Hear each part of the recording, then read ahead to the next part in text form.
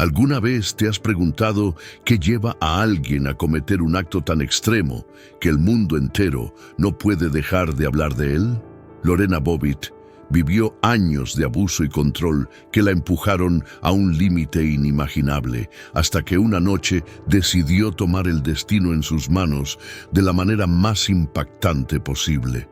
En este documental exploraremos cada detalle de su historia, desde su llegada a Estados Unidos hasta los juicios que paralizaron a la sociedad, descubriendo cómo la violencia doméstica puede transformar vidas y decisiones. Si quieres entender todos los detalles de esta historia y seguir otros casos impresionantes de crímenes reales, no olvides suscribirte al canal y activar las notificaciones para no perderte ningún contenido. El caso de Lorena Bobbitt se convirtió en uno de los crímenes reales más comentados de los años 90. La imagen de una mujer que, en un momento de desesperación, decide castrar a su esposo quedó grabada en la memoria colectiva como un acto brutal, pero también como un grito ahogado de alguien que había sufrido demasiado. Lo interesante es que no se trata solo de un hecho sangriento. Detrás había una historia de abusos, silencios y un sistema que miraba hacia otro lado. Cuando uno escucha la declaración inicial de Lorena, entiende que nada surgió de la nada. Ella aseguró que no fue un acto planeado ni calculado, sino el resultado de años de agresiones físicas y psicológicas que la habían dejado sin salida. Lorena hablaba con una mezcla de miedo y alivio, como quien carga una mochila demasiado pesada y de pronto la suelta. ¿Cómo juzgar un acto así sin mirar todo el camino que la llevó allí? Los expertos en investigaciones criminales suelen decir que la clave está en el contexto, y este caso lo demuestra con creces. Para comprender el porqué de aquella noche, hay que imaginarse lo que significa vivir con un agresor constante. No se trata solo de golpes, sino de un control sutil que mina la autoestima hasta hacer sentir que no hay escapatoria. Muchos casos criminales relacionados con violencia doméstica muestran el mismo patrón. Primero el encanto, luego la manipulación y finalmente la agresión abierta. En Lorena se repite ese ciclo y ella misma lo relató con crudeza. Resulta interesante cómo este suceso dividió a la sociedad. Algunos lo vieron como un simple acto de venganza, otros como una respuesta desesperada frente a un sistema que no protegía a las mujeres. Si lo pensamos bien, cada uno de nosotros conoce a alguien que ha callado abusos por miedo al que dirán o a que la justicia no actúe. Este caso nos obliga a mirar de frente esas realidades incómodas que preferimos ignorar. Cuando se habla de historias de crímenes, muchas veces se busca lo morboso, el detalle sangriento, pero lo que vuelve a este caso tan impactante es que nos enfrenta a una pregunta más profunda. ¿Qué puede llegar a hacer una persona cuando siente que ya no tiene voz ni protección? Y aquí Lorena no solo narraba un ataque, sino una larga cadena de silencios impuestos. Su declaración fue como abrir la tapa de una olla de presión. Pensemos en algo práctico. ¿Qué haría una persona común si su mejor amiga le confesara que vive en una relación donde la maltratan? La mayoría quizá aconsejaría denuncia, pero sabemos que muchas víctimas sienten que la denuncia es apenas un papel que no evita la siguiente agresión. Esa sensación de vacío legal fue la que acompañó a Lorena durante años, y al escucharla, uno entiende que lo suyo fue el extremo de una vida marcada por el miedo. De hecho, su relato inicial no fue una excusa, sino un intento por poner en palabras lo que significa vivir atrapada en la violencia. Ella hablaba con un tono quebrado, pero también con una sinceridad que dejaba poco espacio a la duda. Quienes han analizado este caso desde la perspectiva de la criminología coinciden en que es imposible entenderlo sin poner en la balanza el historial de abusos que ella denunció. Incluso hoy, cuando repasamos este hecho en documentales o reportajes sobre crímenes reales, el inicio siempre vuelve a su voz contando lo que había vivido. Y esa voz no hablaba solo de ella, sino de miles de mujeres que siguen atrapadas en relaciones abusivas. Su caso sirvió para abrir un debate que en los 90 estaba apenas germinando. La violencia doméstica como un problema estructural y no un asunto privado de pareja. A veces cuesta asimilar que un solo acto pueda poner sobre la mesa tantos temas pendientes. Pero Lorena, al dar su testimonio, nos obligó a mirar la violencia desde otro ángulo, el de la resistencia desesperada. Tal vez lo más duro de escuchar fue cómo relataba esa mezcla de terror y resignación que la acompañó durante años, como si nos dijera, esto no fue venganza, fue supervivencia. Y es aquí donde empieza el hilo que nos llevará a conocer quién era ella antes de todo esto. Porque para entender el presente de un caso tan polémico, hay que regresar al pasado de su protagonista. ¿De dónde venía Lorena? ¿Qué sueños tenía antes de que su vida se enredara en un matrimonio marcado por el dolor? Esa es la pieza que nos conecta con la siguiente parte de esta historia. Antes de convertirse en el centro de uno de los crímenes reales más sonados de los 90, Lorena Gallo, su apellido de nacimiento, era una joven común con ilusiones sencillas. Nació en Ecuador, en una familia que, como muchas, soñaba con un futuro mejor. Su infancia estuvo marcada por la calidez de su madre y las enseñanzas de un entorno donde la fe y la disciplina tenían un peso enorme. Esa raíz latinoamericana le dio una identidad fuerte, aunque la vida pronto la llevaría por caminos inesperados. Durante su niñez, Lorena se trasladó con su familia a Venezuela. Ese cambio de país no fue solo geográfico, también cultural. Allí absorbió costumbres distintas, nuevas formas de hablar y de relacionarse. Se adaptó rápido, como suelen hacerlo los niños que deben empezar de cero en otro lugar. Esa capacidad de resiliencia temprana, de armarse un espacio en lo desconocido, sería clave más adelante. No es casualidad que las víctimas de violencia desarrollen también esa habilidad para sobrevivir. Venezuela en aquellos años ofrecía oportunidades y la familia de Lorena buscaba estabilidad. Ella creció entre tradiciones latinas, con sueños modestos y la esperanza de que el esfuerzo abriera puertas. No era una niña rebelde ni problemática. Al contrario, sus conocidos la describían como una muchacha tranquila, obediente y enfocada en ayudar a los suyos. Esa imagen contrasta fuertemente con la que más tarde construirían los medios tras el acto que la haría famosa. Al llegar a la adolescencia, Lorena ya mostraba interés en salir adelante con sus propios méritos. Soñaba con estudiar, con viajar y, sobre todo, con ofrecer a su familia un futuro más cómodo. Como muchos jóvenes migrantes, veía en Estados Unidos esa tierra prometida donde los sueños parecían al alcance de la mano.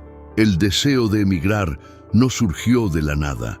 Era parte de la conversación diaria de miles de familias que buscaban prosperar lejos de su lugar de origen. La oportunidad llegó cuando era todavía muy joven. Emigró a Estados Unidos en busca de estabilidad. Pero la realidad que encontró distaba bastante de la idea romántica de la tierra de oportunidades. Tuvo que enfrentarse a la burocracia migratoria, a la sensación de ser extranjera y a los típicos trabajos que nadie más quería hacer. Sin embargo, ese paso le dio independencia y la chance de empezar a construir una vida propia. En Virginia, Lorena comenzó a trabajar como manicurista. A simple vista puede parecer un empleo común, pero para ella era una escuela de vida. Atendía a mujeres de distintos orígenes, escuchaba sus historias y aprendía de cada conversación. Ese detalle, a veces ignorado en su biografía, muestra la importancia de las pequeñas profesiones. No solo sostienen económicamente, sino que también permiten tejer redes y entender realidades muy diversas. Al mismo tiempo, luchaba por regularizar su situación migratoria. Ese proceso es complejo y agotador. Papeles, entrevistas, largas esperas, incertidumbre.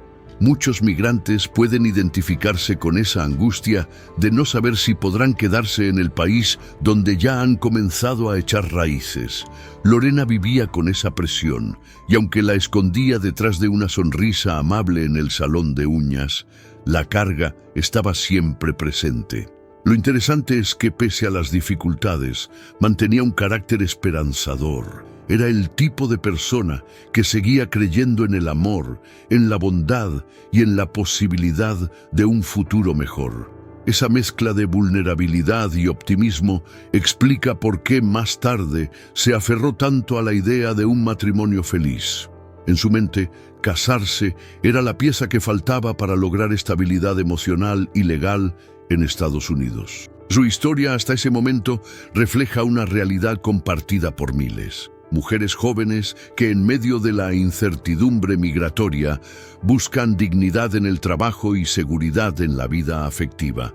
Y aunque Lorena no podía preverlo, esas mismas circunstancias serían las que la llevarían a cruzarse con John Wayne Bobbitt. Como ocurre en muchos casos criminales, el destino parece moverse en hilos invisibles que conectan fragilidad con peligro. Así, la joven manicurista ecuatoriana-venezolana que soñaba con progresar terminó entrando en una de las historias de crímenes más recordadas de la cultura popular. Pero antes de llegar a esa noche fatídica, hay un momento clave: el encuentro con John Wayne Bobbitt en un baile, donde un giro del azar transformaría su vida por completo. Ese será el siguiente paso en este recorrido. El destino, caprichoso como suele ser, quiso que Lorena y John Wayne Bobbitt se cruzaran en un simple baile social. Ella, una joven migrante llena de ilusiones, y él, un exmilitar estadounidense con un aire de seguridad que a muchos impresionaba. Para Lorena, aquel encuentro fue como un rayo de esperanza. Ver en John la posibilidad de encajar en un país donde aún se sentía extranjera. Para él, en cambio, era una oportunidad de mostrar ese carisma que usaba casi como uniforme. John venía de un pasado marcado por la disciplina militar. Había servido en los marines y esa experiencia le había dado cierta rigidez en su forma de ser. Había aprendido a obedecer órdenes, a imponer respeto y a mantener una fachada de autocontrol. Esa misma imagen lo hacía atractivo para algunas mujeres. Proyectaba seguridad, firmeza y hasta una especie de autoridad que muchos confundían con madurez. Lorena no fue inmune a ese magnetismo. También había detrás de él una educación religiosa estricta. John creció bajo valores conservadores, donde la obediencia y el control se presentaban como virtudes. Esa mezcla de militarismo y religión moldeó su carácter, dándole un aire de hombre recto.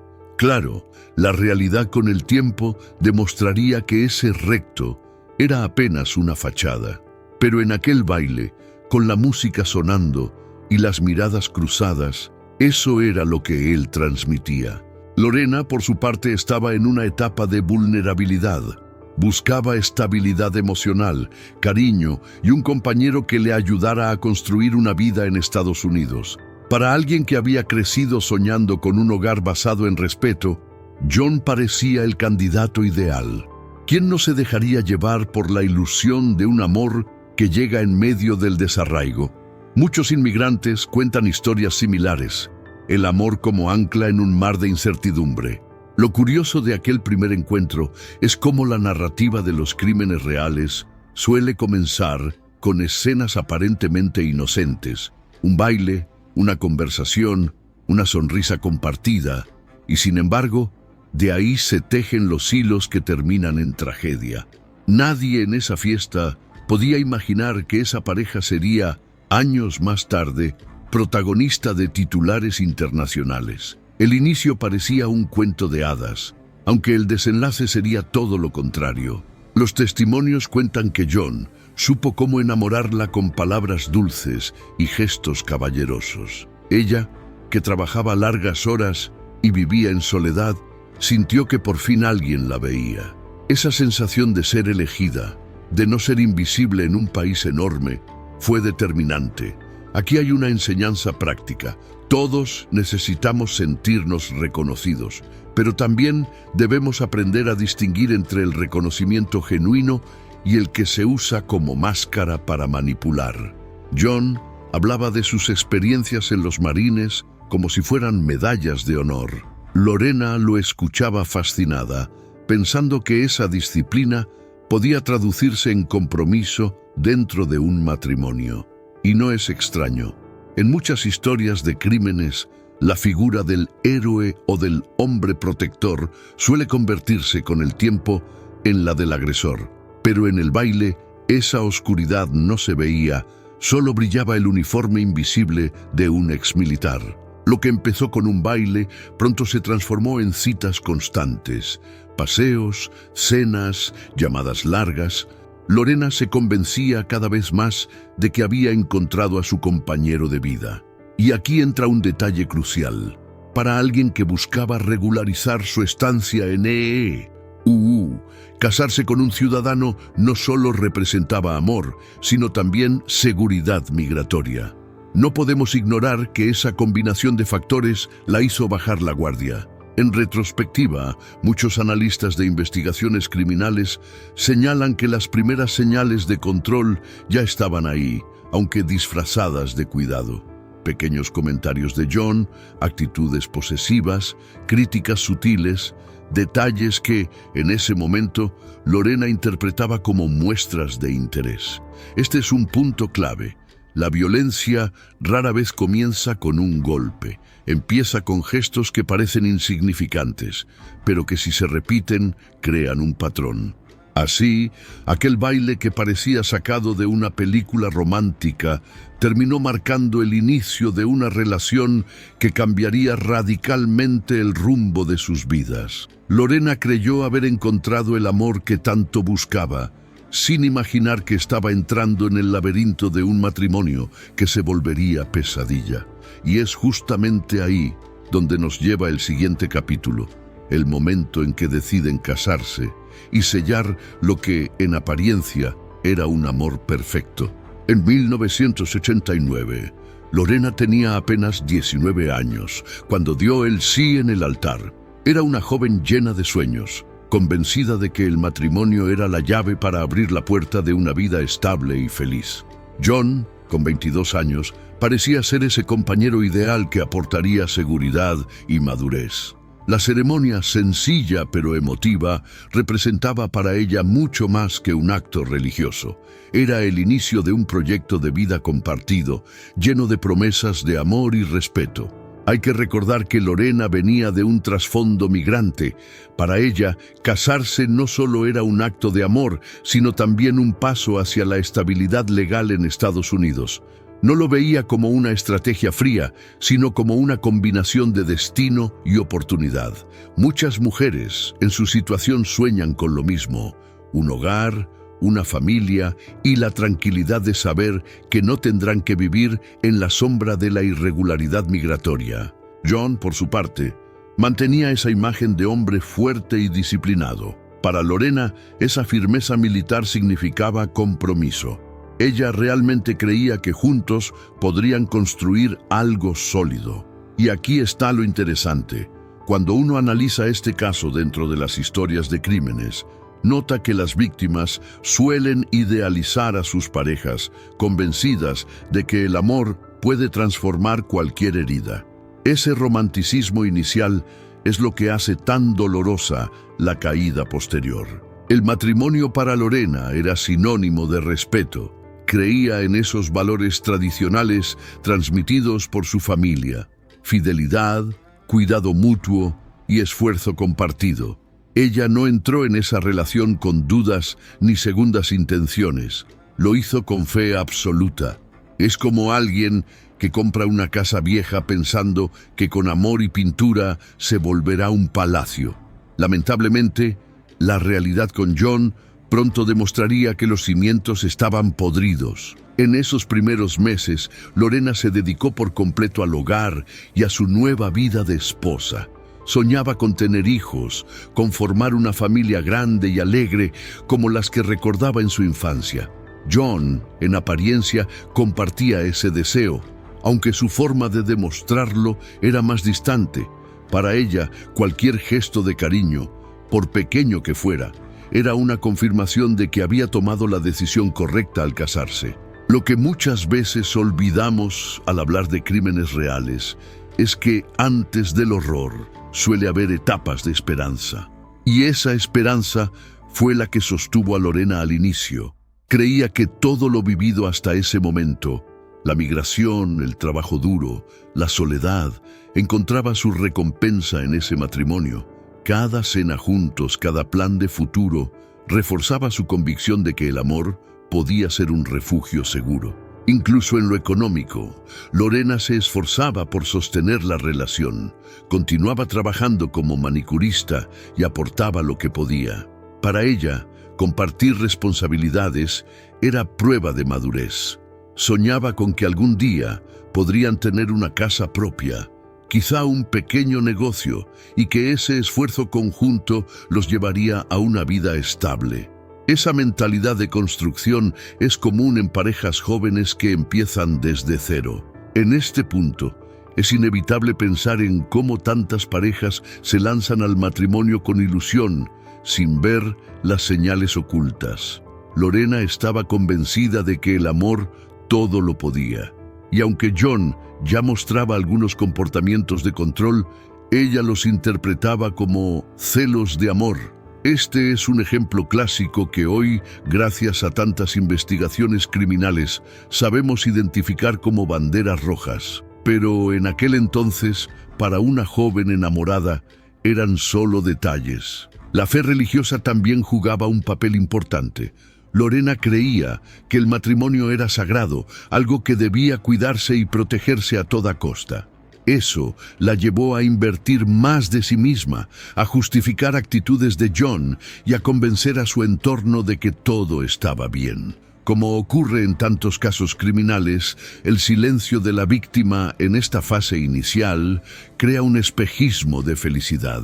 Nadie imagina lo que pasa puertas adentro. Así, lo que comenzó como una unión prometedora en 1989 se transformó en el escenario perfecto para lo que vendría después. Lorena había puesto su corazón, su futuro y hasta su identidad en ese matrimonio.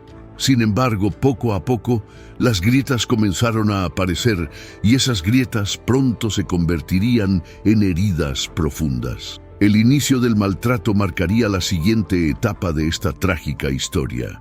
El espejismo de un matrimonio feliz comenzó a desmoronarse mucho antes de que la opinión pública escuchara el nombre de Lorena Bobbitt. Poco a poco, lo que al inicio parecía amor, se transformó en un ciclo de violencia. John empezó con insultos cotidianos, pequeñas humillaciones que parecían inofensivas, pero que en realidad iban minando la confianza de Lorena. Así empiezan muchos casos criminales. No con un golpe, sino con palabras que hieren más que un puñetazo. Los insultos pronto escalaron a episodios de agresión física. John, con su carácter impulsivo, descargaba la frustración contra ella. Para Lorena, cada golpe era una mezcla de sorpresa y miedo, porque la promesa de amor eterno se convertía en una amenaza constante. Es duro reconocerlo, pero esa dinámica se repite en muchísimas historias de crímenes de violencia doméstica, donde el agresor se aprovecha de la vulnerabilidad de la víctima. A esto se sumó un control psicológico asfixiante. John revisaba lo que hacía, cuestionaba sus amistades y limitaba sus salidas. Ese tipo de manipulación es sutil al principio, disfrazado de preocupación, pero luego se convierte en una cárcel invisible. Lorena se encontraba cada vez más aislada, sin redes de apoyo, atrapada en un matrimonio que la consumía por dentro. Un aislamiento así no deja marcas físicas, pero destruye lentamente la identidad de la persona. El control también alcanzaba su vida íntima. John ejercía presión y coacción sexual, una forma de violencia muchas veces silenciada en la sociedad de los 90. Lorena declaró más tarde que, en varias ocasiones, fue obligada a tener relaciones sin su consentimiento. Y aquí surge una reflexión. En esa época, el concepto de violación dentro del matrimonio era todavía discutido legalmente en Estados Unidos. Lo que hoy reconocemos como crimen, entonces era casi invisibilizado. Este patrón de maltrato no es aislado. Estudios de investigaciones criminales muestran que la violencia en pareja suele escalar con el tiempo. Primero el insulto, luego el empujón, después la agresión sexual. Lorena lo vivió paso a paso, como una escalera descendente hacia un abismo del que parecía no poder salir. Cada episodio la dejaba más atrapada, más convencida de que no tenía escapatoria. Lo más cruel es que John alternaba esos episodios con momentos de aparente cariño. Después de una pelea, podía llegar con flores o con promesas de cambiar. Esa dualidad confundía a Lorena, que seguía aferrándose a la idea de que el amor lo podía todo. Este ciclo, conocido en psicología como luna de miel, es un anzuelo peligroso que mantiene a muchas víctimas dentro de relaciones abusivas. En su rutina diaria, Lorena se acostumbró a caminar sobre cristales. No sabía cuándo una palabra, un gesto o incluso un silencio podía detonar la furia de John. Vivir así desgasta tanto que la persona empieza a perder la noción de quién es. Y en ese desgaste, las víctimas terminan justificando lo injustificable. Así lo contaba ella misma. Yo pensaba que si me esforzaba más, él cambiaría. Al mirar este punto de la historia, entendemos que la violencia doméstica no es solo un asunto privado, sino un problema social profundo. Muchas veces, quienes rodeaban a Lorena sospechaban algo, pero nadie intervenía de lleno. Y aquí hay un ejemplo práctico. Si alguien nota que un amigo o familiar se aísla demasiado, que justifica heridas o que cambia radicalmente de conducta, vale la pena preguntar con empatía.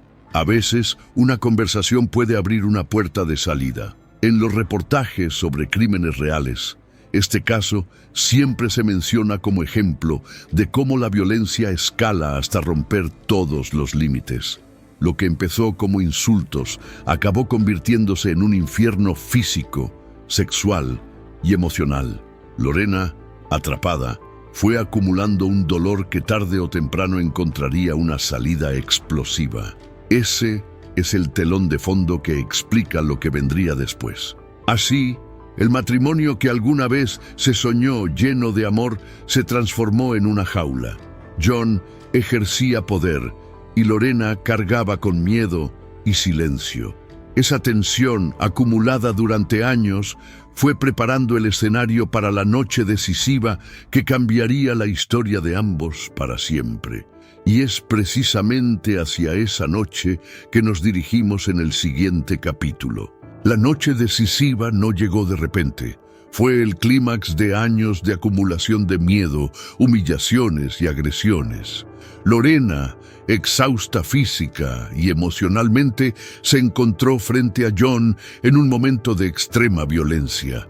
Él la atacó sexualmente, cruzando la línea que ella ya no podía tolerar. Este episodio es crucial para comprender cómo muchas víctimas de abuso se enfrentan a situaciones límites, donde la reacción puede ser inesperada y extrema. En ese instante, la adrenalina y el instinto de supervivencia tomaron control. Lorena logró escapar momentáneamente de su atacante, sintiendo una mezcla de terror y determinación. Es un momento que muestra la delgada línea entre miedo y acción. Cuando una persona ha sido llevada al límite, el cuerpo responde con decisiones inmediatas para protegerse. Las investigaciones criminales coinciden en que estas respuestas, aunque dramáticas, son entendibles desde la psicología del trauma. Mientras buscaba refugio, ella encontró un cuchillo. No estaba pensando en venganza, sino en detener la amenaza que representaba John. La acumulación de años de violencia había creado un punto de ruptura. Cada insulto, cada agresión y cada control psicológico culminaron en ese momento. Para comprenderlo, uno puede imaginarse cómo el estrés crónico y el miedo constante afectan la toma de decisiones, llevando a acciones extremas para preservar la vida propia. John, agotado y confiado en su control, se quedó dormido. Esa vulnerabilidad momentánea permitió que Lorena tomara una decisión irreversible. Con el cuchillo en la mano, actuó con rapidez y determinación. Este acto, que más tarde sería conocido en titulares de todo el mundo, no surgió de un impulso aislado, sino del efecto acumulativo de años de maltrato sistemático. El corte del pene de John simbolizó mucho más que una agresión física. Representaba el estallido de una vida reprimida, de un cuerpo y mente que habían soportado demasiado. Las historias de crímenes similares muestran que, cuando la víctima alcanza este nivel de desesperación, los actos pueden parecer extremos, pero son intentos de recuperar control y dignidad frente a la opresión. En el instante posterior, Lorena sintió una mezcla de miedo y alivio. El acto violento no eliminó el trauma, pero le otorgó un sentido de poder que había perdido durante años de abuso. La dinámica del control se invirtió momentáneamente. Ella pasó de ser víctima a protagonista de su propio destino. Este cambio radical de roles es común en crímenes donde la reacción surge de la autodefensa extrema. Lo que ocurrió esa noche sería recordado y debatido por años. La sociedad miró con asombro y juicio, pero pocos entendieron el contexto de años de violencia doméstica que llevó a esa acción. Las investigaciones criminales enfatizan que la comprensión del contexto es fundamental para evaluar estos casos. Sin el trasfondo de abuso, la historia se interpreta de manera completamente distinta. Para Lorena, el acto no fue una estrategia ni un plan, fue un impulso de supervivencia. Esta diferencia entre intención premeditada y reacción instintiva es central en la defensa legal que luego se desarrollaría en el juicio.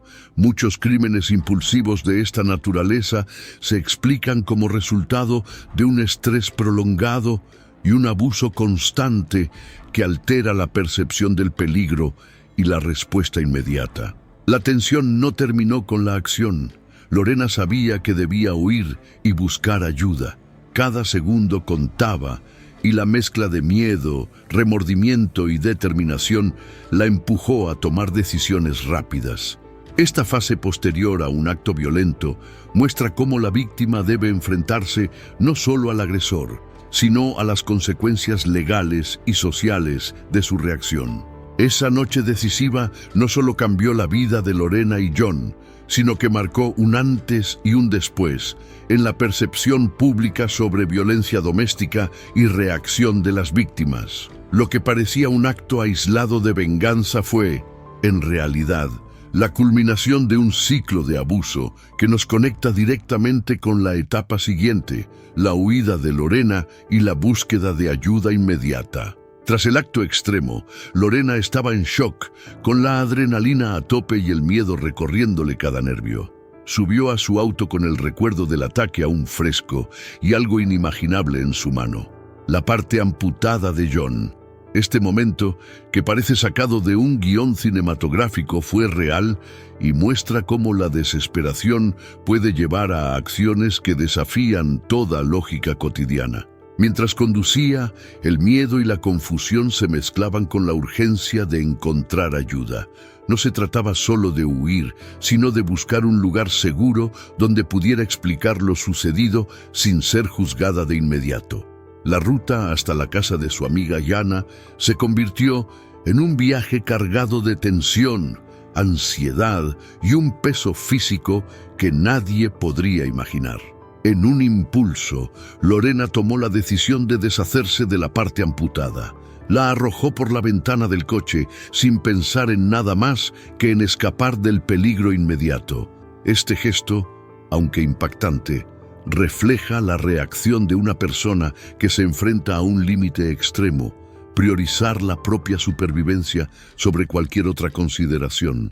La llegada a la casa de Jana fue un alivio momentáneo, Encontró allí un refugio y alguien que podía escucharla sin prejuicios inmediatos. Muchas historias de crímenes muestran que el papel de los testigos o amigos cercanos es fundamental en estos casos. Actúan como un puente entre la víctima y la asistencia legal o médica.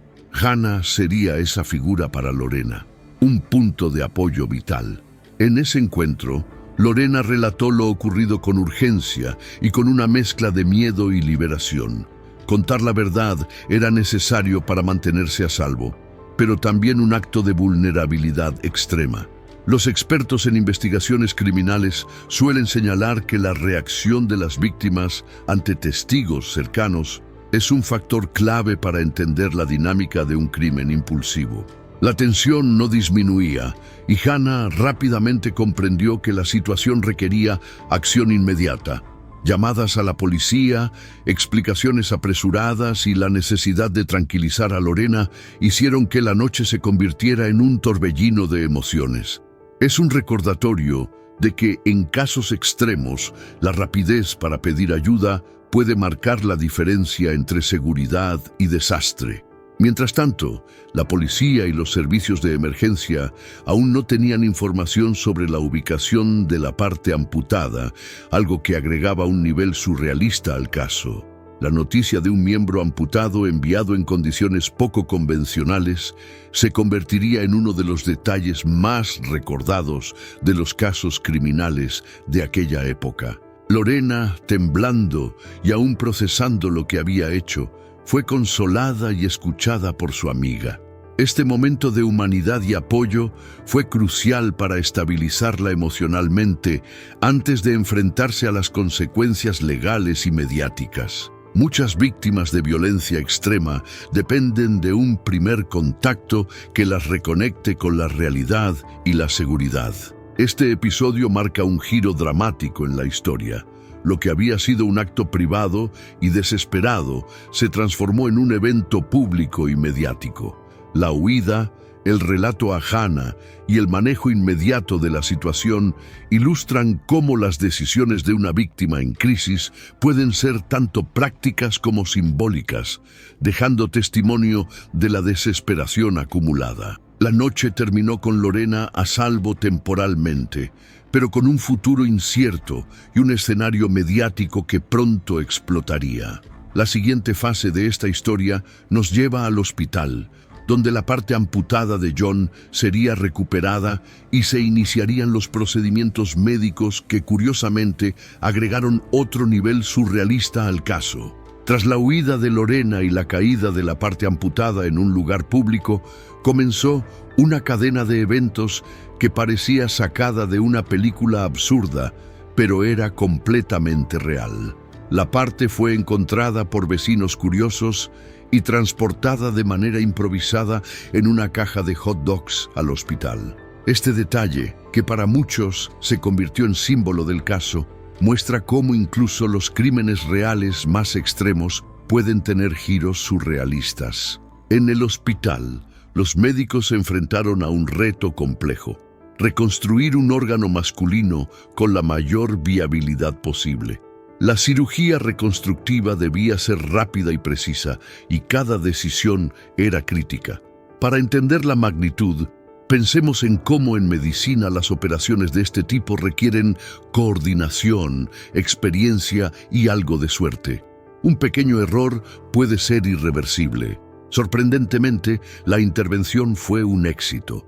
Los cirujanos lograron reimplantar la parte amputada, devolviendo a John Wayne Bobbitt funciones básicas y evitando un daño permanente total. Este resultado técnico es notable, considerando las condiciones inusuales del transporte y el estado del tejido. Muchos reportajes sobre crímenes reales destacan este episodio como una anécdota que mezcla horror con cierta comicidad accidental. Mientras tanto, la historia comenzaba a captar la atención mediática. Los periódicos y programas de televisión no tardaron en difundir el suceso, y el mundo parecía dividido entre el asombro y el morbo. La noticia del hot dog se convirtió en un símbolo que, de manera casi caricaturesca, encapsulaba la extraordinaria secuencia de hechos. Desde la perspectiva de Lorena, este momento era un alivio y, a la vez, un recordatorio de lo que había sucedido.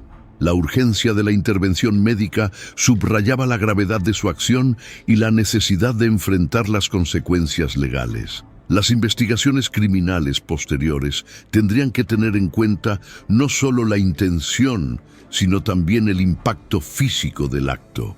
Para los médicos, la situación era una mezcla de desafío profesional y presión mediática.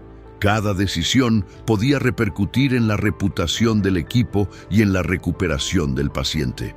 Este episodio demuestra cómo los crímenes extremos pueden tener implicaciones que trascienden la violencia.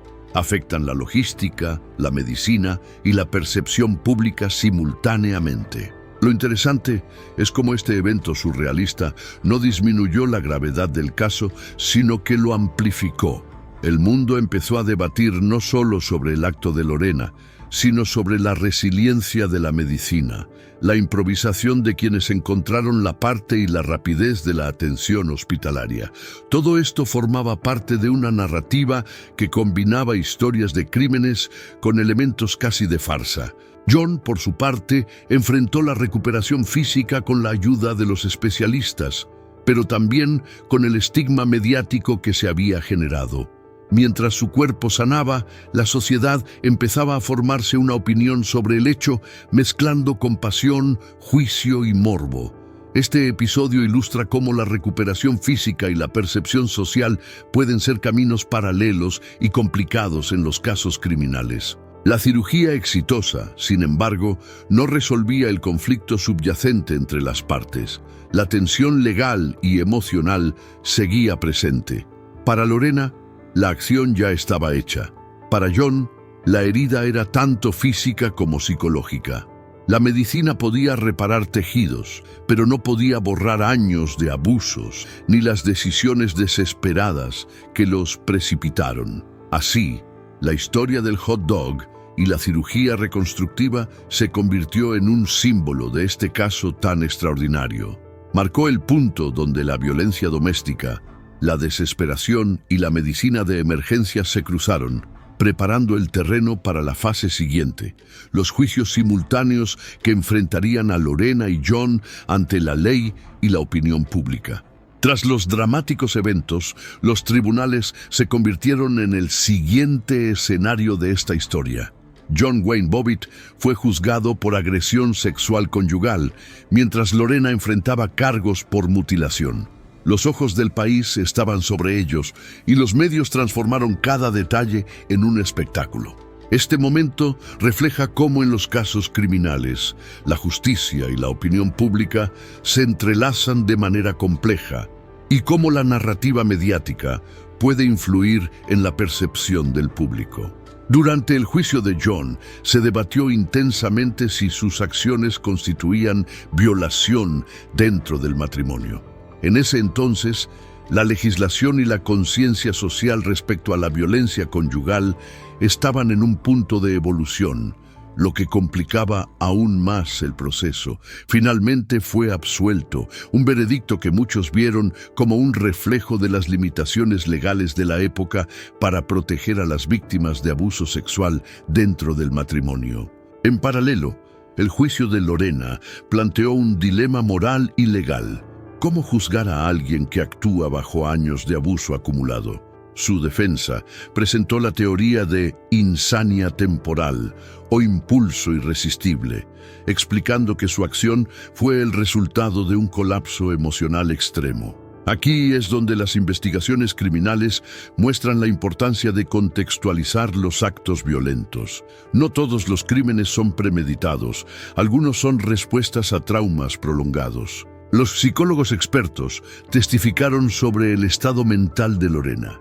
Describieron cómo el abuso prolongado afecta la capacidad de tomar decisiones racionales y cómo los patrones de violencia doméstica pueden llevar a reacciones extremas. Este aspecto es crucial para entender la sentencia. No se trataba de justificar la mutilación, sino de reconocer un contexto que transformaba la acción en un acto impulsivo bajo presión emocional.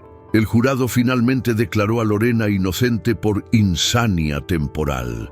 Esta sentencia permitió que evitara la prisión, aunque fue enviada a tratamiento psiquiátrico. El veredicto generó un debate intenso sobre justicia, violencia doméstica y responsabilidad individual.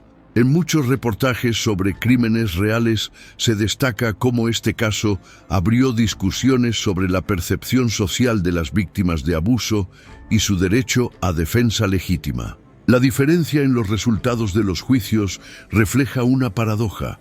John, acusado de agresión sexual, fue absuelto, mientras Lorena, que actuó en un momento de impulso extremo, recibió tratamiento en lugar de cárcel. Esto ilustra cómo la ley puede ser compleja y, a veces, contraria a la intuición moral de la sociedad.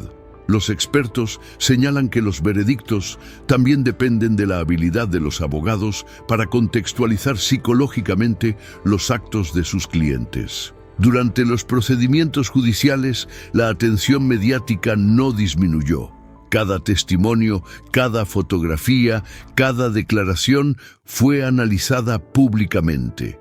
Los titulares no solo narraban los hechos, sino que también construían una historia con héroes y villanos, en un caso que combina elementos de historias, de crímenes y de espectáculo mediático. Esto refleja la dificultad de separar la justicia de la percepción social. Para Lorena, la resolución judicial representó un alivio parcial. Evitar la prisión fue una victoria, pero la necesidad de recibir tratamiento psiquiátrico subrayaba el daño profundo que el abuso había dejado en ella. Este tratamiento no solo era médico, sino también un paso hacia la recuperación personal y emocional, un aspecto a menudo olvidado cuando se narran los casos más mediáticos. A nivel social, el caso se convirtió en un precedente para cómo se entendían las víctimas de violencia doméstica. La defensa basada en impulso irresistible abrió debates sobre la responsabilidad legal de las víctimas que reaccionan ante abusos prolongados. En términos de investigaciones criminales, se estudia cómo este caso ayudó a visibilizar dinámicas de abuso que antes eran ignoradas o minimizadas por el sistema judicial. Así, los juicios simultáneos dejaron enseñanzas complejas. La ley reconoce contextos de trauma, pero la percepción pública puede ser implacable. Lorena y John enfrentaron la justicia de maneras opuestas y los medios amplificaron cada detalle. El siguiente capítulo nos llevará a lo que ocurrió después del juicio, el divorcio, la vida pública de John y la labor de Lorena apoyando a otras víctimas de violencia doméstica. Tras los juicios y los años de mediática atención, Lorena y John oficializaron su divorcio en 1995. La ruptura no fue solo legal, sino también simbólica. El final de un capítulo doloroso, donde el amor se había convertido en violencia y miedo. Para Lorena, el divorcio fue un paso necesario hacia la recuperación y la reconstrucción de su vida. Un acto de valentía frente a años de abuso sistemático. John, por su parte, encontró otra forma de mantenerse en el ojo público. Se introdujo en la industria del entretenimiento para adultos. Este giro, que muchos interpretaron como un intento de aprovechar la fama que había surgido tras el caso, refleja cómo los protagonistas de casos criminales pueden convertir tragedias personales en oportunidades mediáticas. La vida de John se transformó en un espectáculo casi continuo. A lo largo de los años, John acumuló múltiples denuncias por violencia doméstica, lo que reforzaba el patrón de conducta que Lorena había vivido durante el matrimonio. Estas denuncias demostraban que el abuso no era un hecho aislado, sino parte de un comportamiento recurrente, algo que las investigaciones criminales destacan como indicativo de riesgo y perfil del agresor. En paralelo, Lorena buscó darle un giro positivo a su historia. Fundó la Lorena Gallo Foundation, dedicada a apoyar a víctimas de violencia doméstica. Este proyecto se convirtió en su forma de transformar el trauma en acción, mostrando cómo las experiencias dolorosas pueden convertirse en motor de cambio y ayuda para otros. Muchas historias de crímenes terminan inspirando movimientos de concientización similares. A través de la Fundación, Lorena ofreció asesoramiento, recursos legales y apoyo emocional a quienes enfrentaban situaciones similares. Esto no solo ayudaba a las víctimas, sino que también generaba un espacio seguro donde podían compartir experiencias y aprender a reconocer señales de abuso. Su labor se convirtió en ejemplo de cómo una experiencia traumática puede convertirse en una plataforma de resiliencia y liderazgo social. El contraste entre la vida de John y la de Lorena tras el divorcio es notable. Mientras uno se sumergía en notoriedad mediática y problemas legales, la otra se enfocaba en reconstruir su vida con propósito y en generar un impacto positivo en la comunidad. Este paralelismo muestra cómo los protagonistas de crímenes reales pueden tomar caminos radicalmente distintos después de un evento traumático. Los años posteriores también revelaron la importancia de la educación y la conciencia sobre violencia doméstica. La Fundación de Lorena promovió programas de prevención, charlas educativas y campañas de sensibilización, conectando directamente con personas en riesgo. Aquí hay una lección práctica. Involucrarse activamente en causas sociales puede ser una forma poderosa de sanar y prevenir que otros sufran situaciones similares. La historia mediática de ambos continuó, con John como figura polémica y Lorena como defensora de derechos de las víctimas. La atención del público se mantenía, pero las acciones de Lorena mostraban cómo canalizar la notoriedad hacia fines positivos. Muchos reportajes sobre investigaciones criminales destacan este contraste como ejemplo de resiliencia frente a la adversidad. A nivel personal, Lorena logró recuperar su autonomía, reconstruir su identidad y encontrar un propósito mayor que su sufrimiento. Este proceso de sanación, aunque largo y complejo, demuestra que incluso tras experiencias extremas de violencia doméstica, es posible rehacer la vida con fuerza y determinación. Su historia se convirtió en un referente para víctimas que buscan salir de situaciones similares. Así, lo que comenzó como un matrimonio lleno de promesas terminó en caminos muy distintos. Uno marcado por controversias y fama, y el otro por ayuda, educación y resiliencia. La narrativa de Lorena Bobbitt, de víctima a defensora, se transformó en un legado que conecta con la prevención de abusos y la concienciación sobre violencia doméstica. Con esto cerramos el recorrido de su historia principal, preparando el terreno para la introducción y la conclusión final del documental. La historia de Lorena Bobbitt nos recuerda que detrás de cada titular sensacional hay vidas humanas llenas de dolor, miedo y decisiones extremas. ¿Qué harías tú si te encontraras atrapado en una relación donde el abuso se vuelve cotidiano y no hay salida aparente? ¿Crees que la justicia siempre logra entender los contextos complejos que rodean a las víctimas de violencia doméstica? Queremos conocer tu opinión. Comparte tus reflexiones en los comentarios y conversa con otros espectadores sobre estos casos impactantes. No olvides suscribirte al canal y activar las notificaciones para seguir recibiendo los análisis más detallados de crímenes reales, juicios y lecciones que la vida nos deja en los casos más extremos.